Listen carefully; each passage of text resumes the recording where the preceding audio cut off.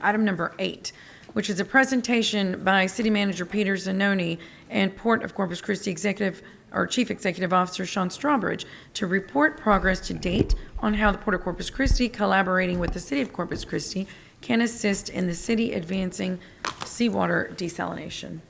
Great, thank you, Mayor. Sean, good afternoon.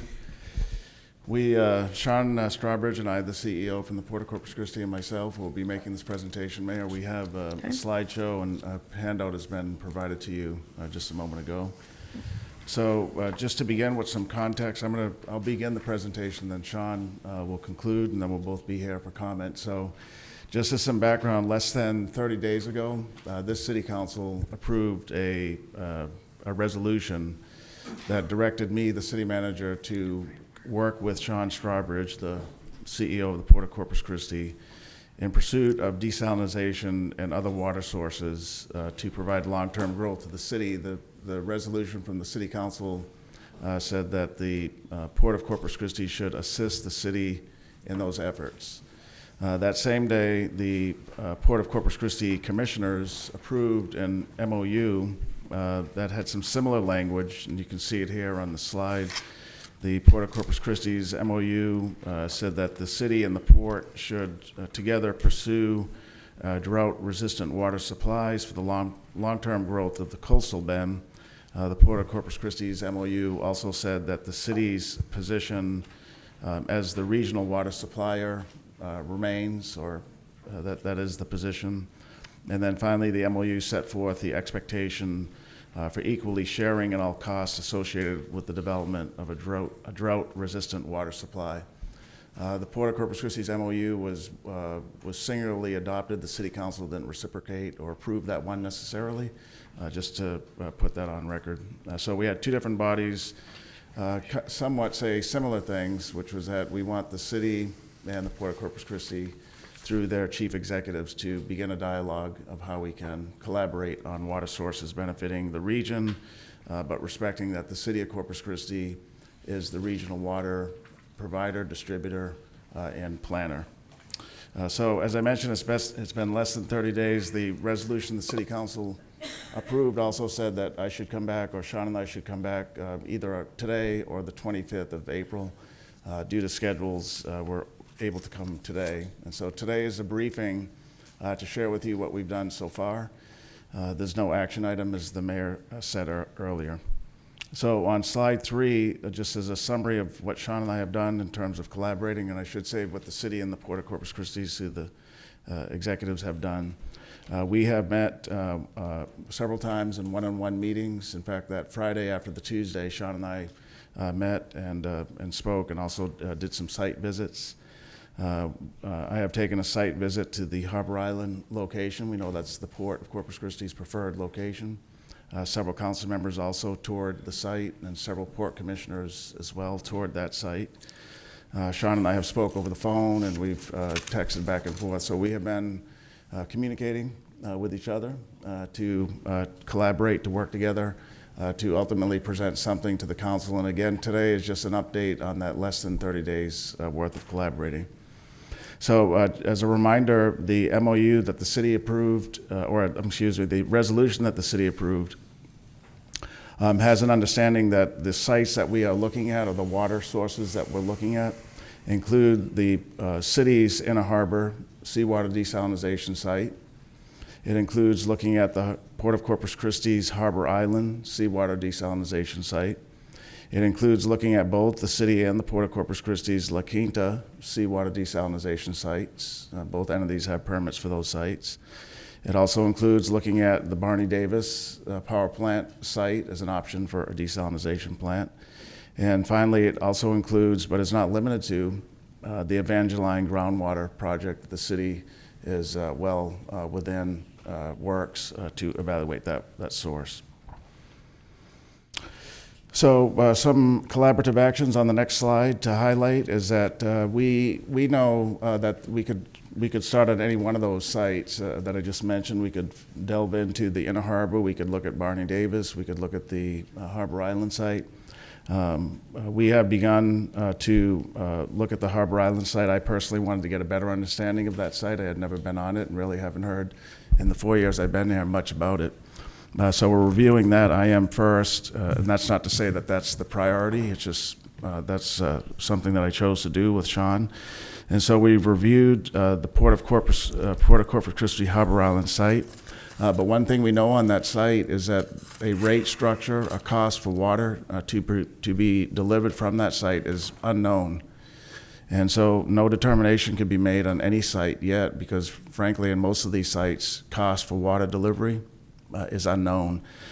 So one of the things that Sean and I talked about is getting a better understanding of one, what would be the rate for water to be produced from Harbor Island, and more immediately, how could we connect that site if the council and the Port Commission chose to select that site of the many that we have an option to select from?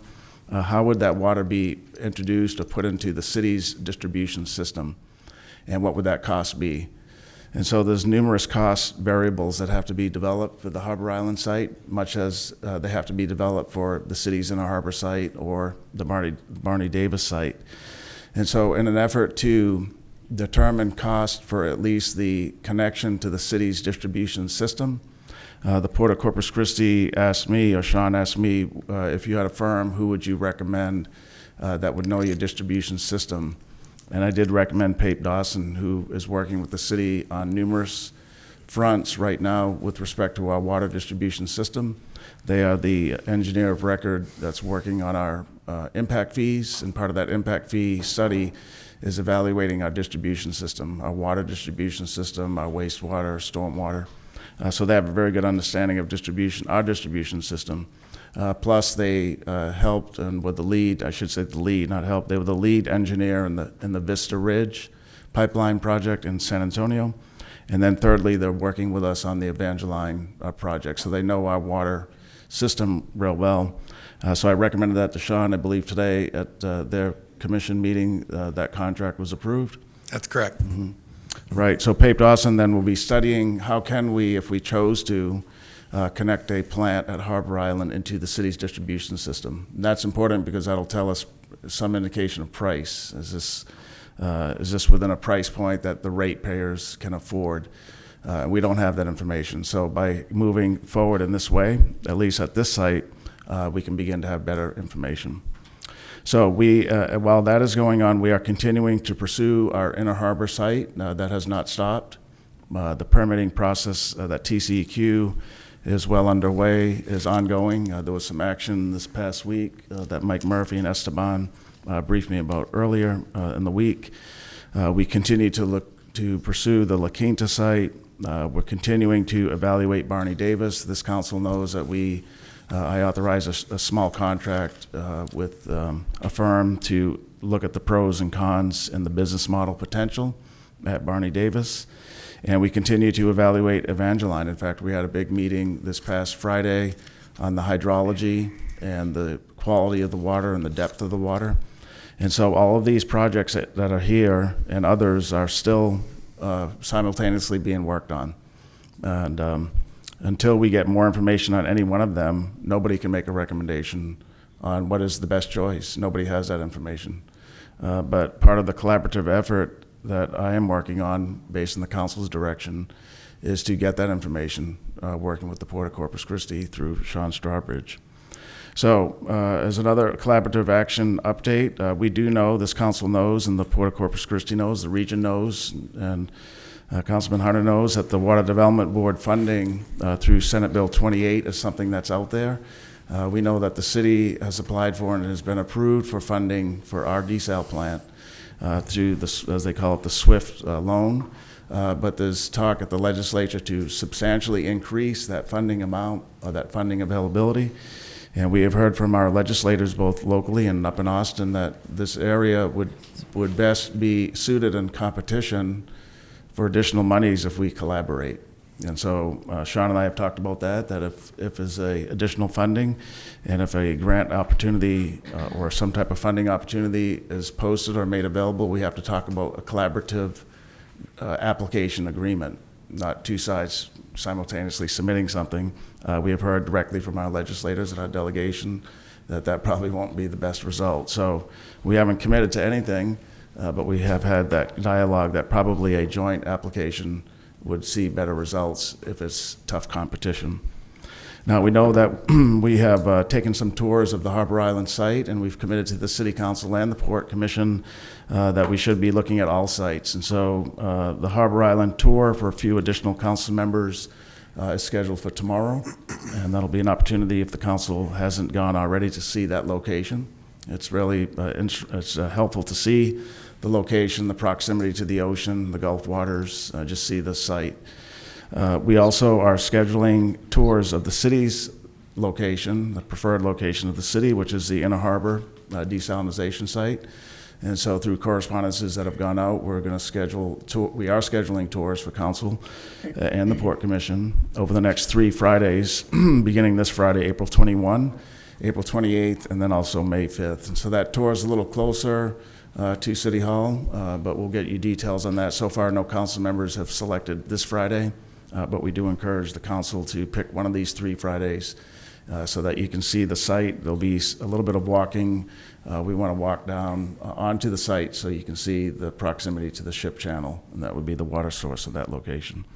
And then we know that Barney Davis is of interest to the City Council, and so site tours and talking to their representatives would be the next thing to schedule. We don't want to overload schedules, so we're kind of taking it incrementally, step by step. So Harbor Island will be completed tomorrow, and then we'll have the next 3 Fridays to view the Inner Harbor.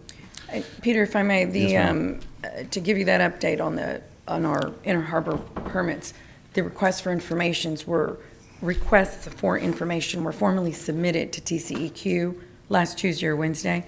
So Right. they now have all of those and have 30 to 45 days to respond. So Okay. that's where that is. Right. Thank you for that, Mayor. You're welcome.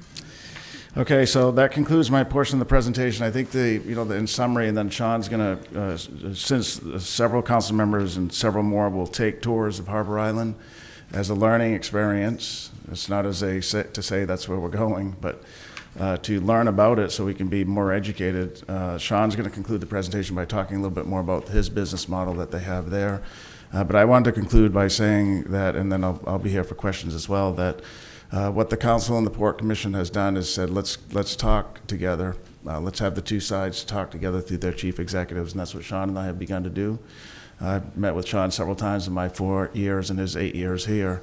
But I think that the collaboration has merit and can really benefit the City of Corpus Christi, the region, the Port of Corpus Christi. And I think additional funding that is competitive is best available to us if we collaborate. And so we have some great choices by working with the Port of Corpus Christi. That just brings one more choice onto our table to see what is the best in terms of pricing, reliability, volume, all of the above. So with that, I'm going to turn over to Sean, who's going to talk a little bit more about Harbor Island. Thank you, Peter, and Madam Mayor and council members. It's good to see you. It's been a long time since I've been here at the podium addressing you, so thank you for having me back. First and foremost, I know that Peter being born in Maine and me being born in California, I think collectively we've been here over 40 years in Texas. I know my saying is Californian by birth, Texan by choice. I think Peter's is he got here as fast as he could, almost 30 years here in Texas. So I consider myself a Texan, and I'm proud to be a part of this state and certainly this community, irrespective of where I was born. I am truly excited about this project because we have a problem. And I think that's the common denominator that has really gotten us to where we are today. And that is that we are currently 100% reliant on surface water for both residential ratepayers and industrial ratepayers. We see that there are significant water shortages that are predicted across the state. There was a report that came out last year by the Baker Institute at Rice University that prognosticates if we do nothing to our current supplies, and you forecast the growth in demand from now to 2070, we will be over 3.3 billion gallons per day short of water. That is a very disconcerting statistic that came out of that report, and I certainly encourage you to look at that report. That's on page 3 of that report. That's what jumped out at me. So clearly something has to be done. And I think where our common bonds are is that we need a drought-proof and sustainable water supply for the coastal bend and for the Corpus Christi region. It needs to be cost-effective, it needs to be environmentally sound, and it needs to use state-of-the-art technology.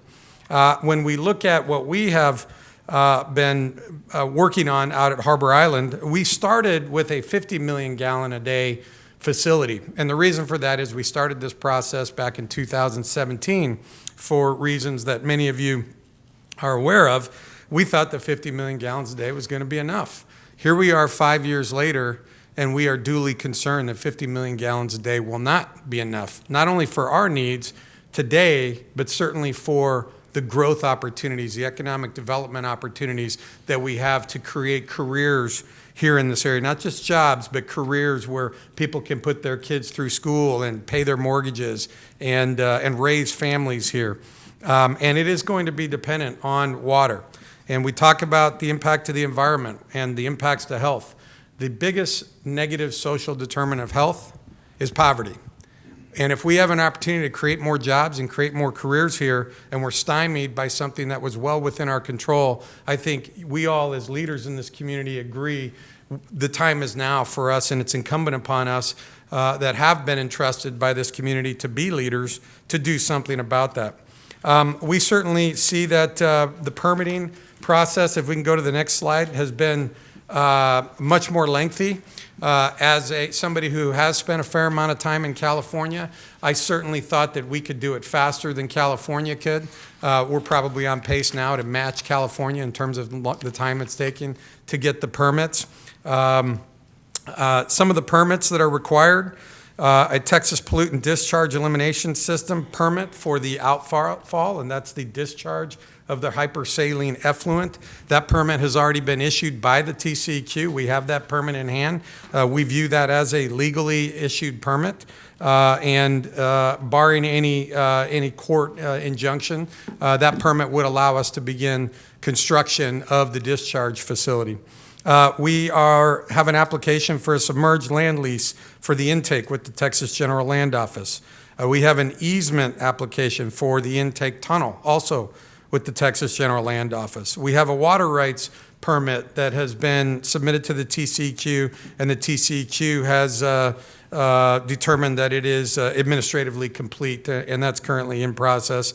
And we also have a permit for what's called a 404, or we call it a nationwide permit with the Army Corps of Engineers for both the intake and the outfall, because this pieces of infrastructure would go across or underneath federal channels, so it does give jurisdiction for the Clean Water Act to the United States Army Corps of Engineers. Some of the permit application requirements included site layouts and designs, intake and discharge technologies and routes that would be contemplated, water quality sampling and modeling, which we've already agreed to significantly more stringent water quality standards at Harbor Island than what is currently in existence in California. And the reason we've been able to do that is because we think we can be better than California.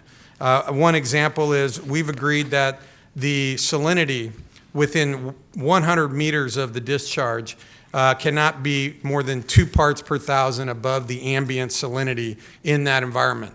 In California, it's 2 parts per thousand within 200 meters of the discharge. So in essence, we are theoretically twice as stringent as California, and we did that because our modeling by our subject matter experts led us to believe that we could meet that stringent water quality standard.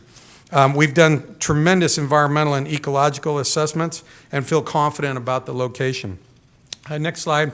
Permitting, where we are in terms of permitting materials and status. Our experts have developed research-backed reports and plans to support robust permit applications, including water conservation and drought contingency plans that are required, impingement and entrainment reports, threatened and endangered species studies, basis of design reports, conceptual designs, construction methodology and conditions, and some of the status of where we are. I've already mentioned that. One in particular is the EPA has recently taken interest in the discharge permit that was issued by the TCEQ.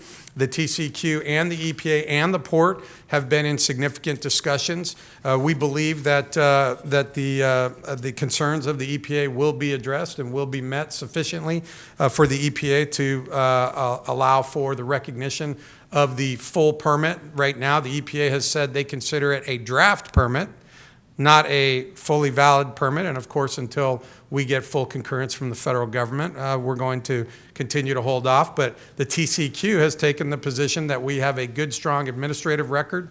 They are upholding that record, including the 2 years that we went through the State Office of Administrative Hearings with 2 administrative law judges making a ruling in favor of the issuance of this permit to the Texas Commission on Environmental Quality, with, of course, some modified standards, one of which was the standard that I mentioned to you. The other was some significant monitoring, which, of course, we also agreed to. Right now, we have had some consultants that have given us some initial costs for intake and outfall, both shallow and deep, both onshore and off. Also an intake tunnel because of the amount of water that we're talking about. We think the facility needs to be built for larger than 50 million gallons a day, at least some of the base infrastructure. If we're going out into the Gulf for intake, it should probably be intake for something in the 100 or 150 million gallons a day of production, because you only want to be able to put that infrastructure in place, say, once in a generation. It's going to be much more cost effective, we think, to do it now. And we think that the state, through the State Participation Fund, which was legislation that was enacted in 2017, not funded, but enacted, the state has basically taken a position that they would consider making funds available to increase capacity of water facilities with state funds, knowing that we've got needs today, but we're also going to have needs tomorrow. What you don't want is to build a facility only to have it fully subscribed once it's commissioned. You want to think about that growth, and that's where we really think that Harbor Island does provide an opportunity for that growth, because it's so close to the Gulf of Mexico and the size of the property. It provides some scalability that perhaps other locations that we certainly have looked at may be limited on their scalability. So maybe I'll go then to next steps, as Peter and I have spent a lot of time talking about how do we get to a place where both of our governing bodies are satisfied. So we think some next steps are obviously the initial evaluation of the city conveyance interconnect routings, and that includes size, capital costs. Mr. Zanoni mentioned Pape Dawson. We actually, today, our commission approved a not to exceed $250,000 contract with Pape Dawson to evaluate the interconnects from Harbor Island, both through northern routings and southern routings down Mustang Island. I'm pleased to report that the representative from Pape Dawson, Kara Tackle, is actually here in the audience, and already I think some of you may be familiar with her, with the great work that Pape Dawson is already doing on behalf of the city. I think this is a great way for the port to demonstrate that not only are we committed to working with the city in data exchange, but we're also going to spend some of our money, not taxpayer money, because we are not a recipient of taxpayer dollars. We generate our revenues from the services that we provide our customers or the lands that we lease our customers. So these initial costs are not on the back of any taxpayer, including myself, here in Corpus Christi. I live in Corpus Christi, and I'm a citizen of Corpus Christi. No citizen of Corpus Christi will be taxed for any of the initial evaluations of the city conveyance interconnect routings that I mentioned to you today. That will be fully on the back of the Port of Corpus Christi. We certainly want to look at capital cost estimates for a 50 million gallon a day facility and perhaps a 100 million gallon a day facility. All of that then goes into your operational cost modeling, because if you're going to have some debt loaded on top of that, that's a below the line cost, below the line from your operations cost to service that debt. So we're going to need to first identify what's the CapEx estimates, and then what's going to be the operating expenditures, and what then will come out the bottom, we hope, is a rate structure that we hope will be competitive for at least some of your ratepayers. I do want to remind everybody that desalination is not a silver bullet. And we've been to Israel now on a couple of occasions, and Peter and I have talked about inviting some of you to go to Israel with the port as your sponsor. The port regularly takes elected officials from the local community and certainly from the state when we're talking about these types of very important economic development initiatives. Some of you have already been on trade missions with the Port of Corpus Christi. Israel is an interesting case study in where they've used desalination, they've used conservation, they've used reuse. In fact, their reuse is 87%. In the nation, we average 1%. Here in Texas, we're a little higher, but we have a lot more to go in terms of reuse. So I just want to impress upon you and certainly your constituents that desalination is not a silver bullet. It's one of many in the basket that we're going to have to address. And we heard from the retired chairman of the Water Authority, the Israeli Water Authority, who was kind enough to come to Corpus Christi and share his time with us. We do have that presentation on our YouTube channel. If you want to go to the Port of Corpus Christi's YouTube channel and watch that. I found it to be very instructional, and hope that you did too. So it is going to be an expensive proposition, but I will say this too, it's our belief that the region end market demand analysis does not go far enough, and that's something that Peter and I have talked about. We're going to share more information. We have not had a seat at the table in terms of providing Region N with regular updates with all of the economic development activities that we're engaged in. We think that the Region N forecast is a little light, and we're certainly encouraging them in this next update to engage us, and certainly we're going to share our information with Peter as well. And lastly, before we open it up for any questions, I just want to commend Peter for his timeliness. He certainly heard what you all had to say. We drove out together. We had a nice chat. We have a hell of a lot more in common than not. And it's been a pleasure to work with him and the rest of his team. And we're looking forward to really working together arm in arm on this important initiative for the good citizens of the Coastal Bend and the state of Texas. Thank you. Thank you, Mr. Strawbridge. Okay, Mayor, that concludes our presentation. Ms. Campos. I don't believe it. I'm the first one for the light. Or maybe I do believe it. Thank you, Sean. I'm so glad you brought up about, you just mentioned about having a seat at the table, right?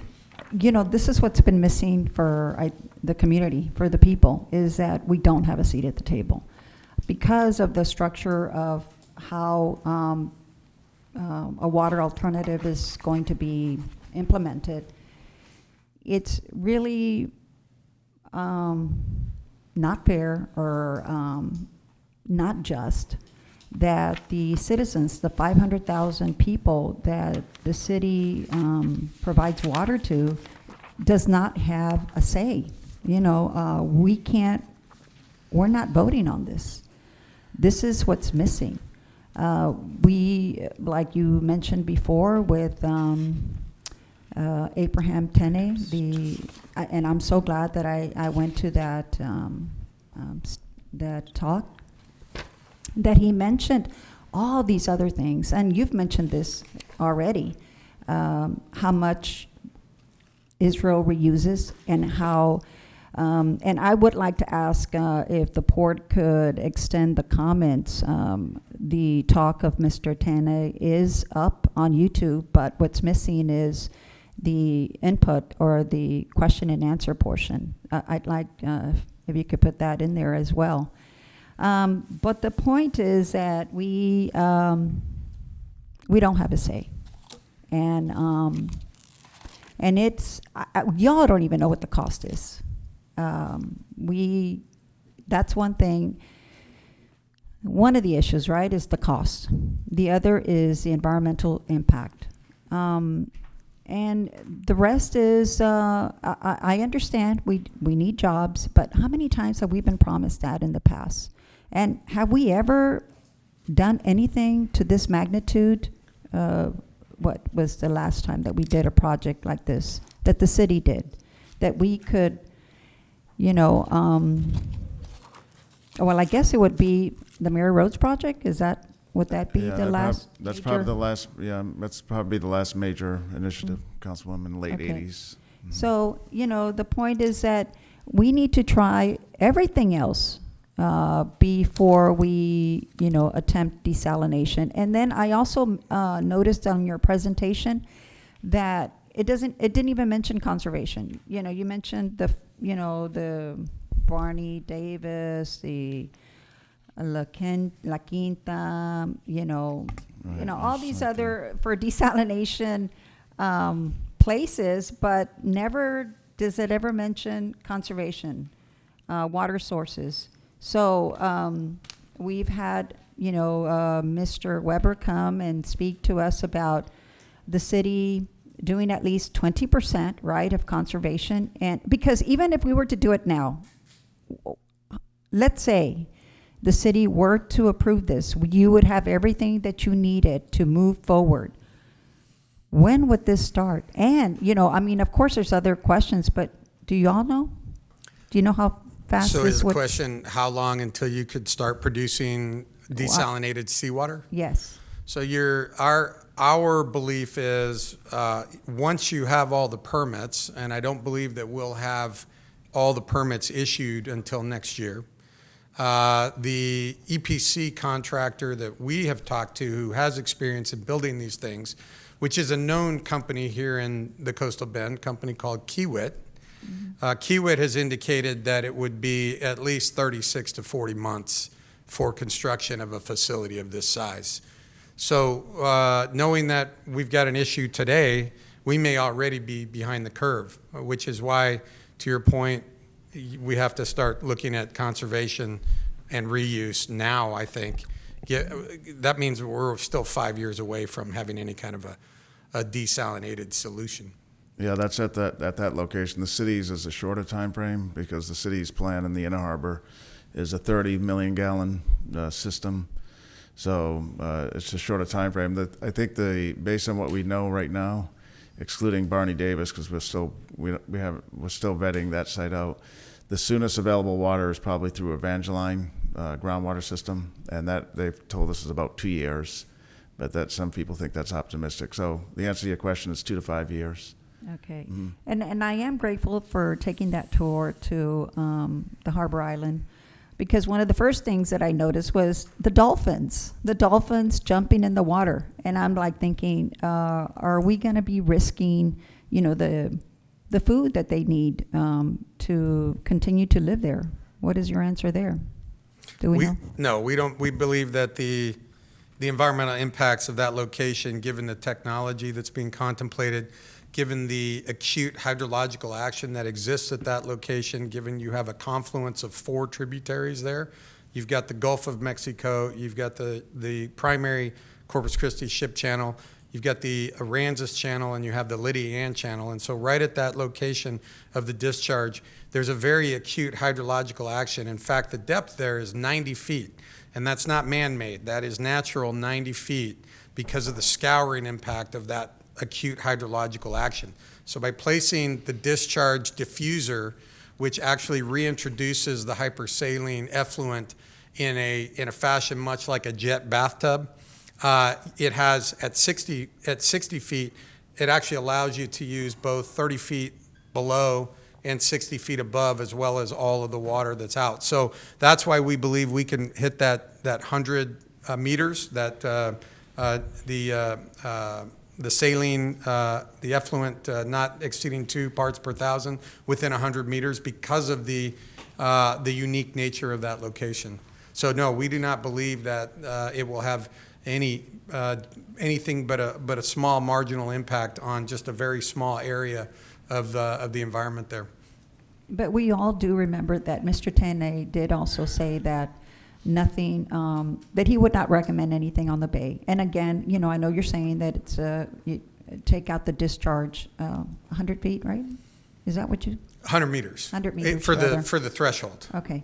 But anyway, I'm glad that we're having, and that we continue to have these discussions, right? I mean, but what's missing again is the people's input, right? The people do not get, and I know you can't answer that, you have, but the correct thing, the just thing would be to have the people vote for this, because this would affect again, the 500,000 customers. So I would challenge my council members to do this to the public, to give them an opportunity to vote on a water alternative.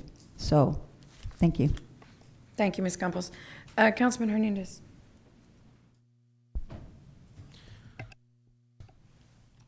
Thank you, Mayor.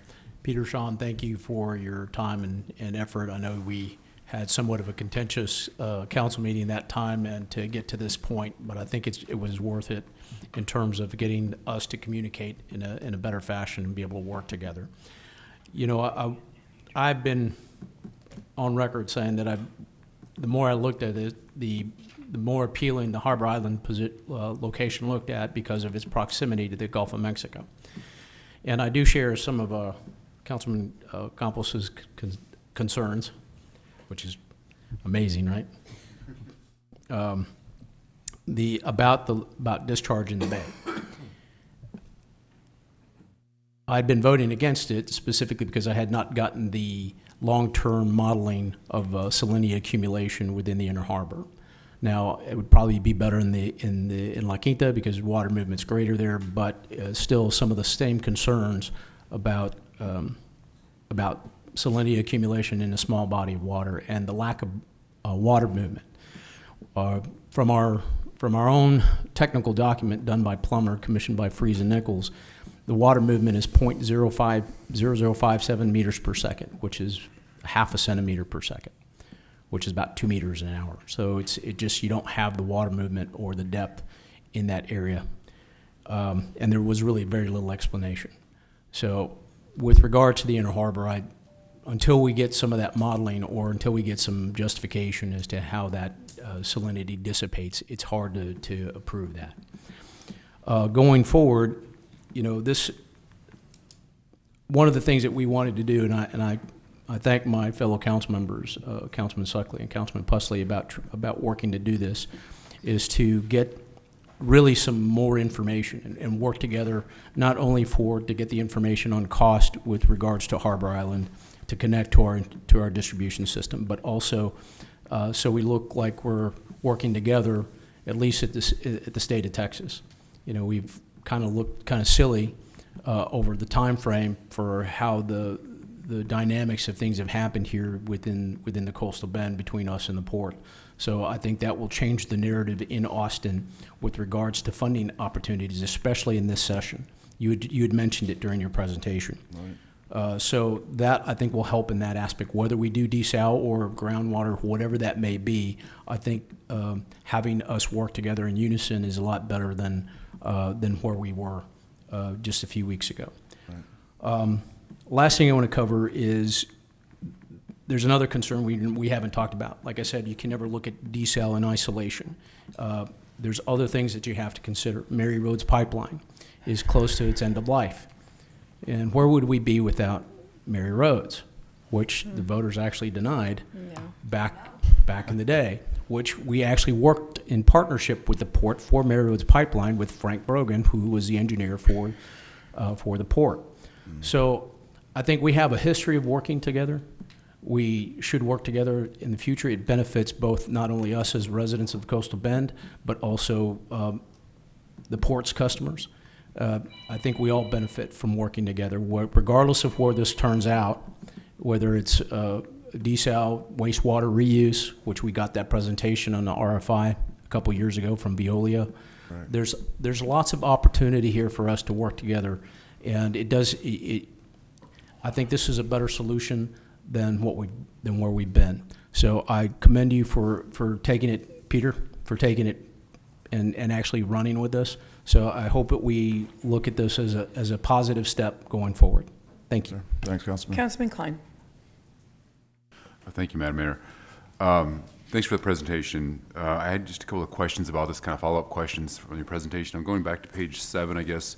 It was entitled Permit Materials and Status, and you're talking about Port of Corpus Christi experts develop research-backed reports. So one of these is dealing with impingement and entrainment report. I'm wondering who was it that conducted that report, that study? Is it somebody from within the port or somebody outside of the port? Yeah, no, Councilman Klein, that was a third-party subject matter expert. We can certainly not only get you the name of the individual, we can get you a copy of the report as well. We had a number of individuals that had worked on large-scale seawater desalination.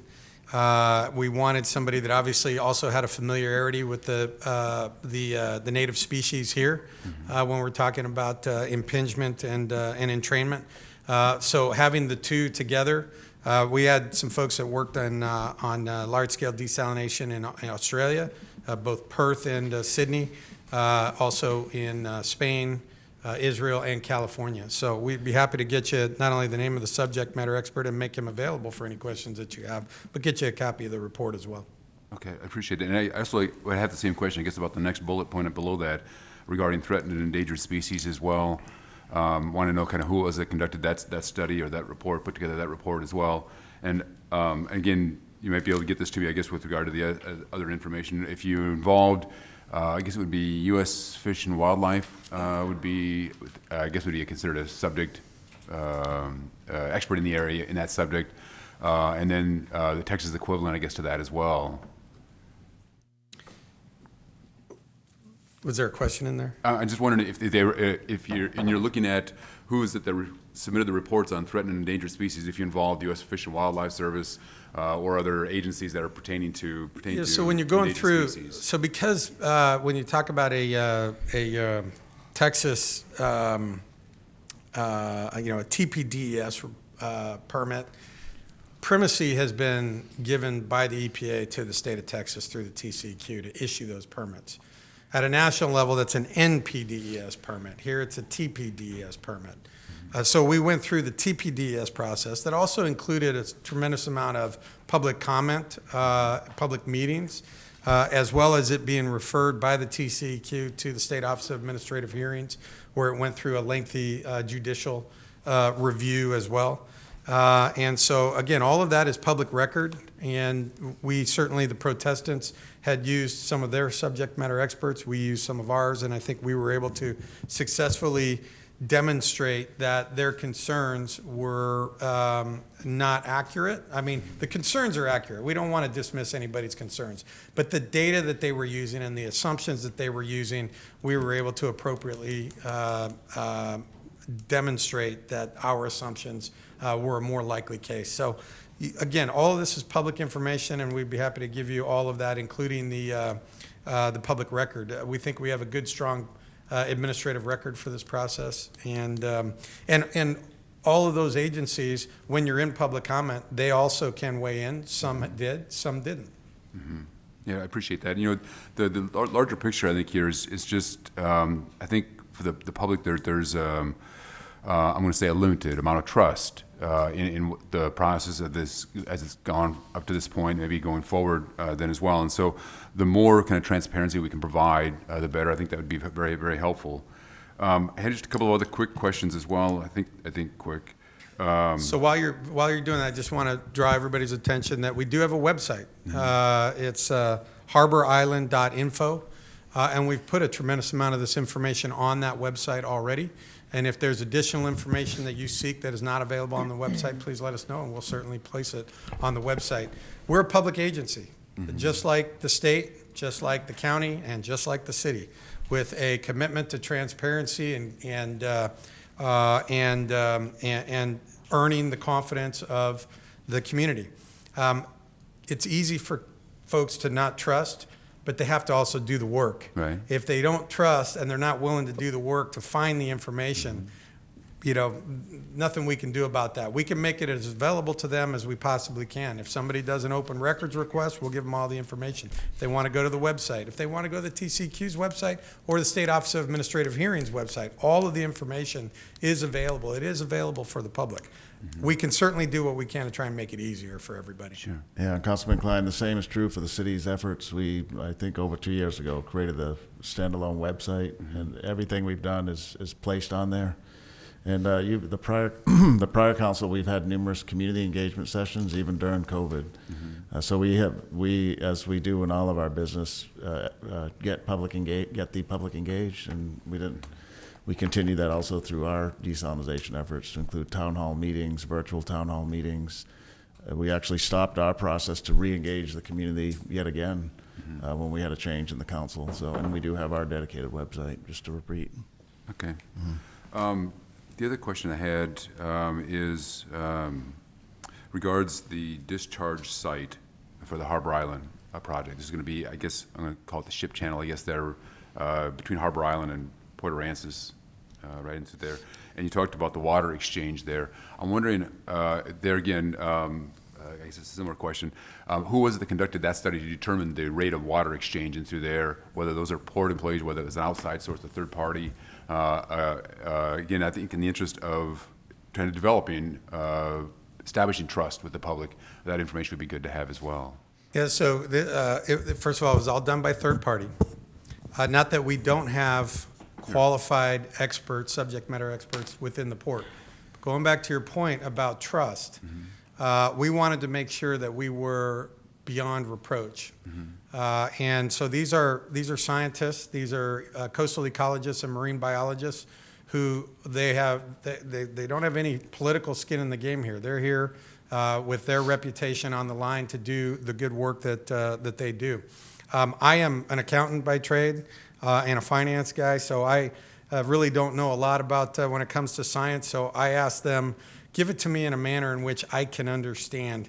And just to give you an idea, the water exchange out there is so acute, it turns over twice a day at that location. Turns over twice a day. The middle of the bay turns over about 1.4 years in the middle of the bay. So much different. This is not a location that's in the bay. People say it's in the bay. It's not in the bay. It's in an active ship channel where you can have line of sight to open ocean. And for them to give it to me in a manner that I could understand, we're introducing 96 million gallons of effluent per day. That's what the permit is allowing for, 96 million gallons. The amount of water exchange over that same period of time, if each gallon was a second, that would be 3 years that we're introducing into a body of water exchange that is 15 centuries. That's what we're talking about, 3 into 1500. That's how much we're talking about in terms of the water turnover there, which to us is why there is such minimal, if any, economic or ecological impact there. It's already having that high velocity of exchange already, and the natural migratory marine life there is already familiar with large salinity changes as well. We've found salinity there as low as 18 parts per thousand and as high as almost 50 parts per thousand. So just natural salinity dynamics change significantly as well, which is why when you want to agree to a certain water quality standard, it has to go with the ambient, because you can't control the ambient. The ambient is controlled by Mother Nature. All right, thank you. Councilwoman Campos. Thank you, Mayor. To the point of my fellow council member Hernandez about the citizens voting on the Mary Roads and turning it down, I couldn't resist, because we also turned down the Bayfront destination, but yet it got, more or less built, and Mary Roads did get built. So we find ways, the people are mindful of their tax dollars, right? And since you guys, we don't know what the cost is. That's one issue. But again, you take for granted that the people are not wise. Well, they are wise. And when something is really good for the public, then it's pretty transparent, because usually you have the people vote on it. And I appreciate you, Peter, on getting our desalination forums out into the public. But one thing that was missing was, giving us an opportunity to vote up or down. That we don't have. So that's what's missing. Thank you, Councilman. Councilman Barrera. Thank you, Mayor. Gentlemen, thank you so much. I appreciate you gentlemen bringing this to us, at least moving forth the effort. I've often said that I think our challenge was collaboration, as I've said before. And, Sean, I just want to commend you. I can probably count a handful of people that are probably as passionate as you are with regard to ensuring that the citizens of the community have an uninterrupted water supply. And it's getting to the point as to where sometimes we've had spirited differences of opinion, and I really respect you for that. And I challenge others just to work as hard as you do on that. I guess there's a couple of things with regard to statements that were made with people. And one of the reasons I say that it's your passion is because of the customers you serve.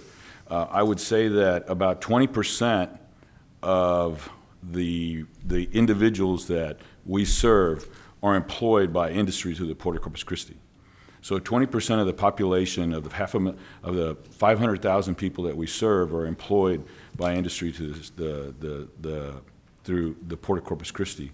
So I know you take that with great responsibility. The other thing is that, I had been a little bit assertive with staff about trying to put together we're putting together some issues with regard to conservation, and a lot of times I've said basically we need to put together a collective campaign so that we're engaging the community and engaging our youth. The port has also done an excellent job of trying to reach out to the community. I just looked at the website just right now. I was really impressed.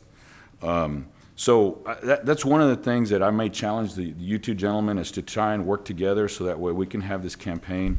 I know Council Member Campos is not confident with how industry is not confident with how industry is conserving water. So I would encourage you as one of the leaders to basically have them reach out to the community, and I don't see Bob Paulson around, but if that way the public knows what good stewards that industry has been to ensure that that water is reused. There's a reclamation process. I'm surprised that you say that. What was the stat that you said that indicated that here in Texas water is reused?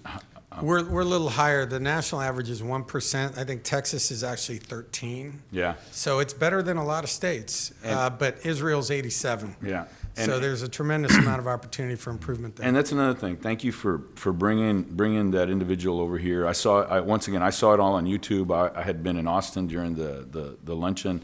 It was really informative. So that's another thing that I'd ask the two of you to collaborate on, is that we've got to communicate to the public, because there's a broad amount of cynicism, as you well know, and sometimes we're guilty of being cynical amongst each other. So I think that's the one thing that the public needs to know, all the work that private industry is doing. I think I talked to Gold Coast Growth Ventures. They said they reuse their water at least a minimum of twice, sometimes 3 times, and what have you. And then they have some of the same conservation efforts that we do with regard to, watering their landscaping. It's only once a week as well. So I think we need to convey that so that way the public understands that we're all partners, because we all have this problem. Now, how we're going to come to a solution, I think that's where we've been differing. So once again, thank you for all that. If you could work with your leadership to engage that, Peter, you as well.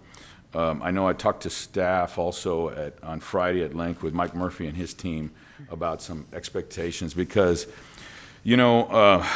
several of us during the last election were targeted because our support of industry. And it's not so much our support of industry, it was also the necessity for ensuring that we have another water source. And so I think, once again, my father used to say the devil never sleeps. It's sometimes you don't know how they're dressed, how the devil is dressed to be able to come to you. So I think there's a lot of misinformation out there with regard to other organizations. I saw a piece yesterday that boldly said that a desalination facility was going to cost $1 billion. I I mean, we don't know what that number is. It may be coming up sometime soon, or I mean, whatever the situation is. It may. It may. But I will tell you, the alternative is a lot more expensive. I would agree with it. I would agree with it. So, so then the other thing is that, right now, Peter spoke to spoke to the fact that probably Evangeline would be one of the most available resources to be able to serve our community. Once again, it wasn't necessarily on my radar screen. Obviously, I'm open-minded to exploring it. It also determines, the same thing. I've said that the Evangeline also has an environmental impact, and there's a cost associated with that. Sure So we does. need to be cognizant of that. Thank you for employing Pape Dawson. I know they're a reputable firm. The other item is also with regard to the Inner Harbor is another facility that we feel that would be able to provide at least some relief along those lines in conjunction where you are. So have you and your commissioners had any conversations with regards, since this is if we're going to come to a collaborative effort and we're going to ensuring that we have water for our region and the customers of the port, because once again, they employ 20% of the community. So have you had any discussions at this time as to how you can collaborate with us? A lot of your presentation was specifically on Harbor Island. Yes, we have. Peter and I have discussed, and in fact, as you saw from the presentation, there's a tour scheduled of the Inner Harbor site for this Friday. I will be at that tour. I certainly am encouraging commissioners, some of my bosses, to attend that tour as well. And we're looking forward to learning more about that, as well as the Evangeline. And the bottom line is, we have to solve for this if we are going to continue to drive more investment to this region. And, for your constituents, in talking to some of our customers who have an opportunity to place their capital in other sovereign nations that some might think that they're they're less regulated. I will tell you, one of our customers has large operations in the European Union and in the United States. They say that the United States is much more heavily environmentally regulated than even the EU. And we should be. As far as I'm concerned, industry does need to be held accountable. That's why government is there. But you have to balance that between hold them accountable and not being so draconian that you drive that business out of our state or out of our nation and it goes to some other nation that uses those dollars in more nefarious ways. We've already seen that. And that's why I think Texas has a golden opportunity to really grasp the prize, and this nation has an opportunity to grasp the prize when it comes to not only traditional energy, but the new energy transition initiatives that the port is certainly working on, all of which are going to be heavily dependent on more water. If we're going to have greener, cleaner fuels, water is going to be front and center pivotal for our ability to transition to some of those cleaner, greener fuels. Excellent, excellent. And okay, nothing further. I got caught up in I'm trying to do more so to pay attention to somebody rather than thinking about my thoughts, and you threw me off. But hey, if I remember, I'll come back. But once again, I want to thank the two of you gentlemen for putting your heads together, so that way we recognize that this is an issue that we need to solve collaboratively, and that it's one issue that it's a problem that we all have that needs to be fixed. Thank you. Right, Councilman, can I just add to that? Sure. Sean has committed to me that he is willing to look at all sources to benefit the city and the region. So it's not just Harbor Island for Sean. It's all looking at everything. I've asked him point blank if Harbor Island is too pricey, or if we can't afford it, or even if that's not even the equation, just if we wanted to pursue Inner Harbor, would you be willing to support us? And his answer, he'll tell it to you right there. It was yes then, it still is yes. And we'll even go a step further. We will do everything in our power to bring you new customers. That's our job, is to bring new investment to the region while taking care of those that are already here and have already put their hard-earned dollars here. We want to make sure that's how we keep our costs low. That's how we keep our prices low, by adding more customers into the portfolio. That's why we have some of the lowest tariffs in the entire nation. That's excellent. New customers is great. I remember what I was going to say. Basically, now I guess the challenges that we're facing, Mary Roads, also that's the other thing that I was going to emphasize, that we'd look with regard to that. And then I know you had indicated to me personally also that with regard to a lot of the, now Peter had indicated that the offering some of the property that the port owns with regard to expansion of our facility within the inner harbor. I think at one time Peter mentioned that there was somewhat of a checkerboard, but I know you had committed to me that at that time that if the property was available, then you would make it available to the city. Well, I certainly would present it. I don't have, as much as people think that I have that kind of authority. I serve at the pleasure of a governing body just as Peter does. I would be happy to present it to them for sure. I appreciate that. Thank you so much. Thank you, Councilman.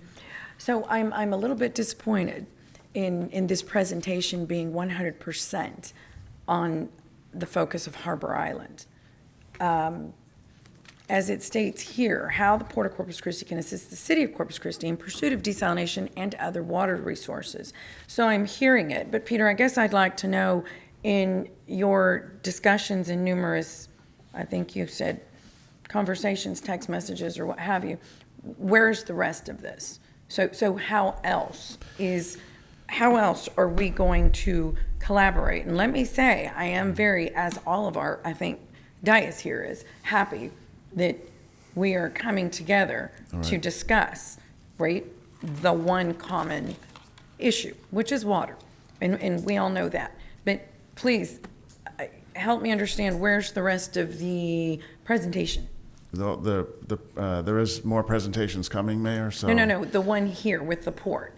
Right, Which those was are- to that's discuss Right, all, today's presentation. all of it, not right. just one. Right, yeah, today's presentation is based on it's actually less than 30 days because of business travel and other. So what we're showing you today is what, in less than 30 days, we have been able to develop. That includes, one, having us better understanding the Harbor Island site. Two, already beginning to better understand from the port side, our site. That's why this Friday will be our first tour, and Sean is committed to going. Was that the one you mentioned? Yes. I mentioned it. Yeah, that's the one No, I I know, mentioned. but a minute ago, he He mentioned one. mentioned it I too, was right. So making we're going to sure. do 3 tours of the Inner Harbor Ship Channel site. That includes this Friday, next Friday, and the following Friday for the council members. Sean's going this Friday, and several of his commissioners are going to attend as well.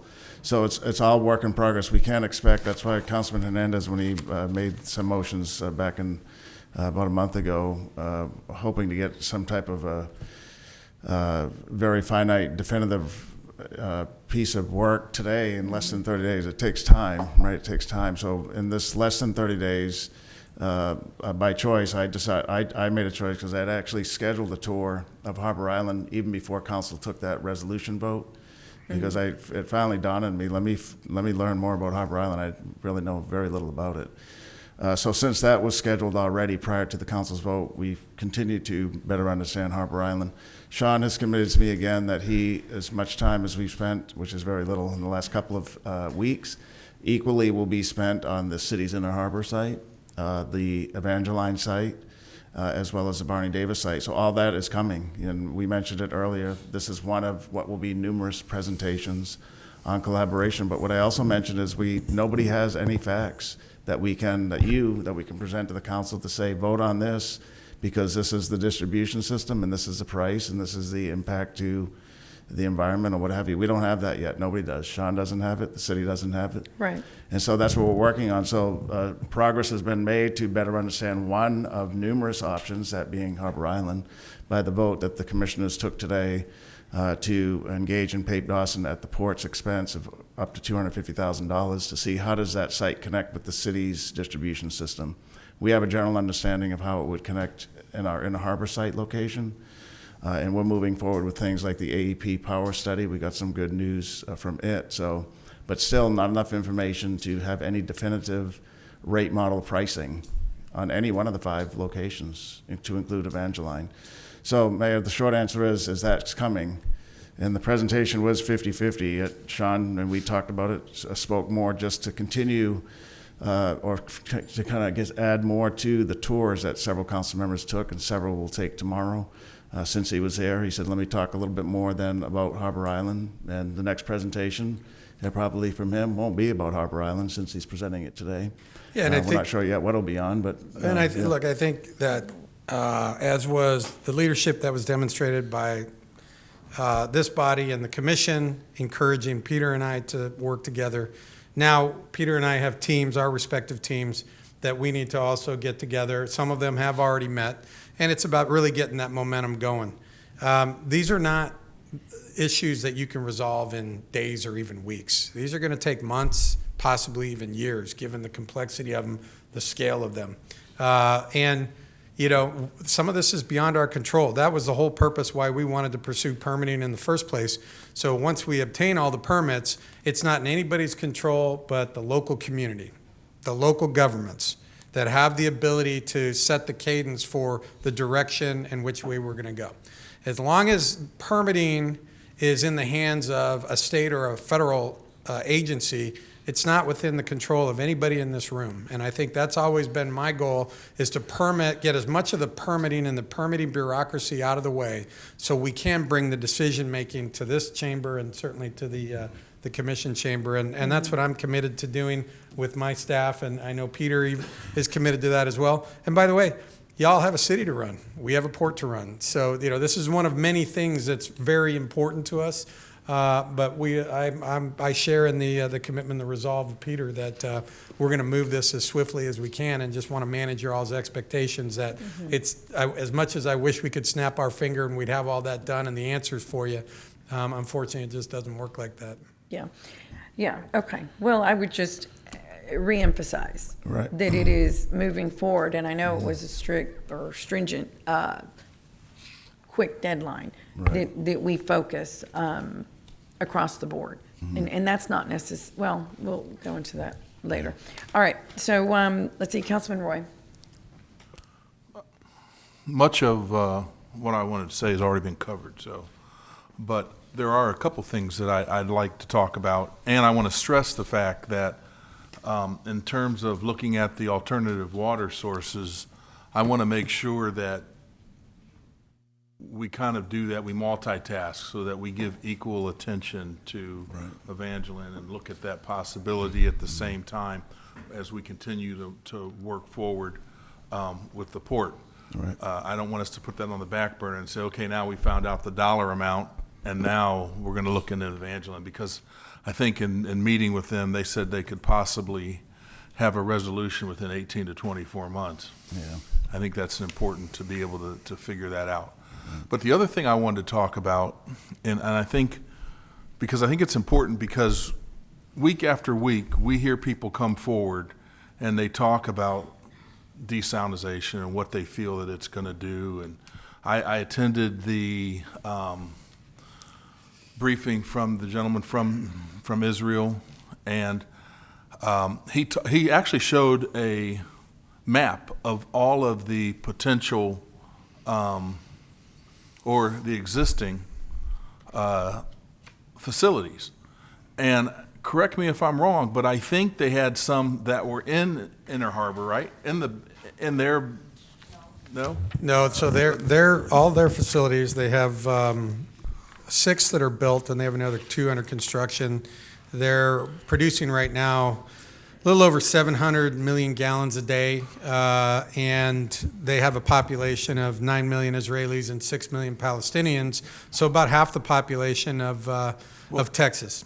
The reason why I'm asking that, he showed a slide that had the Mediterranean Sea, right? Right. And he had them discharging onto the beach, right? Do you remember that? Yes, and that particular facility was mixing with the cooling water from the power plant. And so when you mix with the cooling water from the power plant, then you have an opportunity to actually not have to introduce it in with a diffuser, a jet diffuser, because you basically have already diluted it. You know, the term, the solution to pollution is Right. dilution.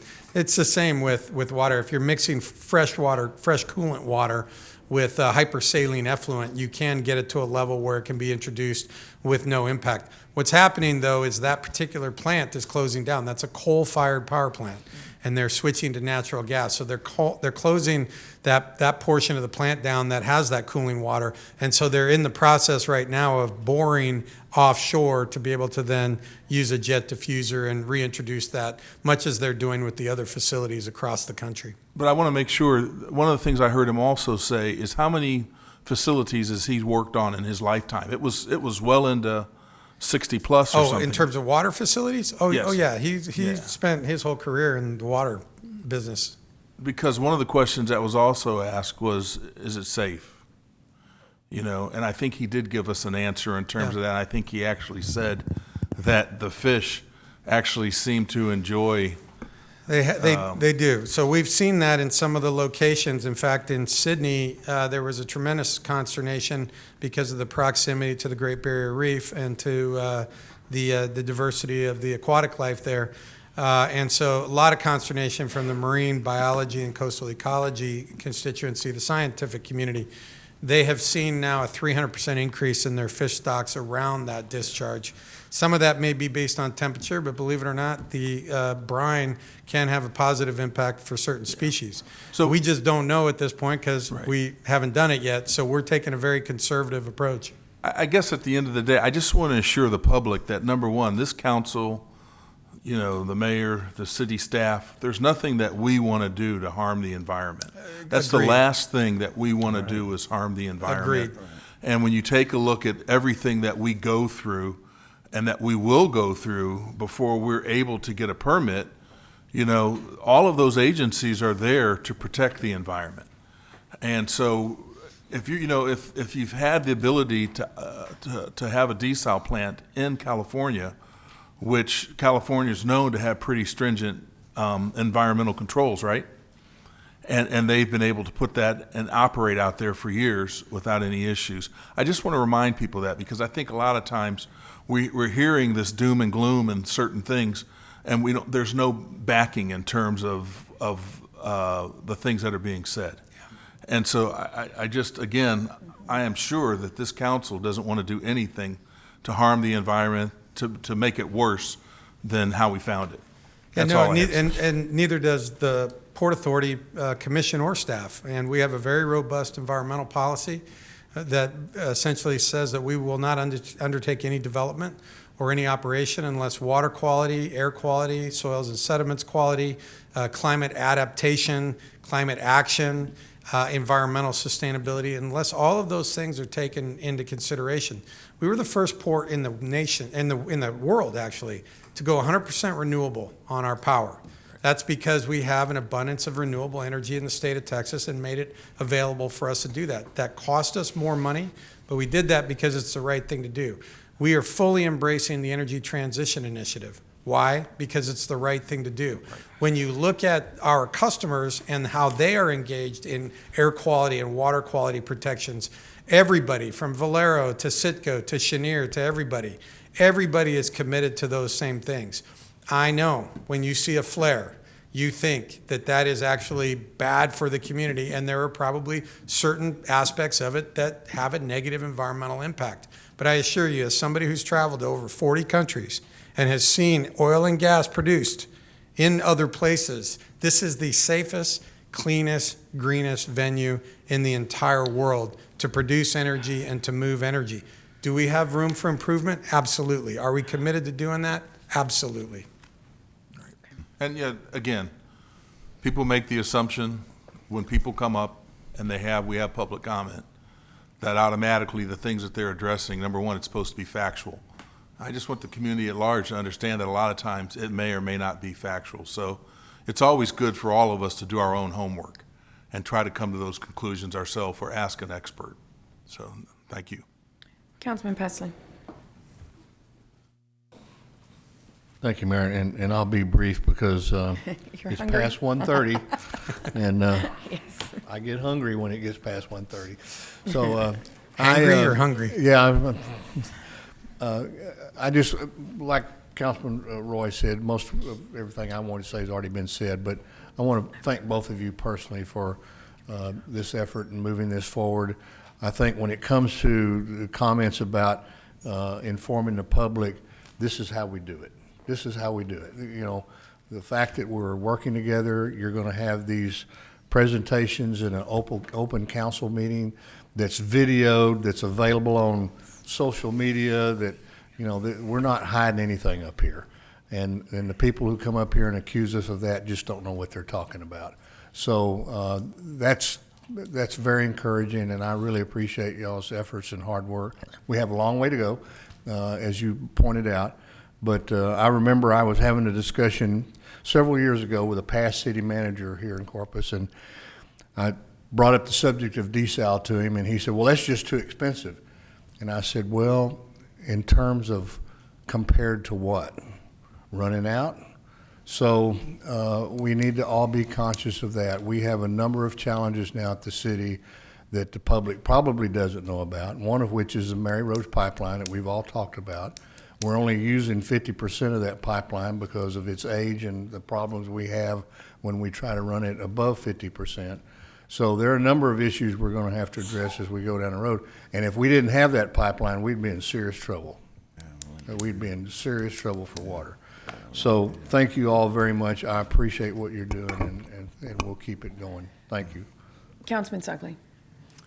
Again, what Councilman Pusley just said and what Councilman Roy said, but a lot of great information. Appreciate you guys both being here and presenting all the information, all the work you're doing to work together. But, and again, it's important that we work on all the different initiatives in parallel, and I know you're doing that. Yeah. Peter just reassured us he's doing that, and just a lot to be done. But, timing is of the essence. Appreciate everybody's effort. Thank you. If I can just add to that, and to Councilman Roy's too, if we look at last week, Councilman Roy, the team, myself, Sean, and Mike Murphy and his team, we worked on four water sources simultaneously and all about equal time. So that includes better understanding Harbor Island, looking at the inner harbor and our permit processes and AEP's work, looking at Barney Davis. We have a consultant studying that location, and then spending time on Evangeline. So that's a lot of work. It's just to some extent almost too, when you start spreading yourself too thin, it can be dangerous as well. But we haven't fixated on one over any other. We're working on four, and actually more than that, almost equal timing. Okay, thank you. Mr. Strawbridge, thank you for being here, sir. Madam Mayor, council members, thank you again. I'm grateful for the opportunity and look forward to addressing this body again in the future. Thank you, Peter. Thank you.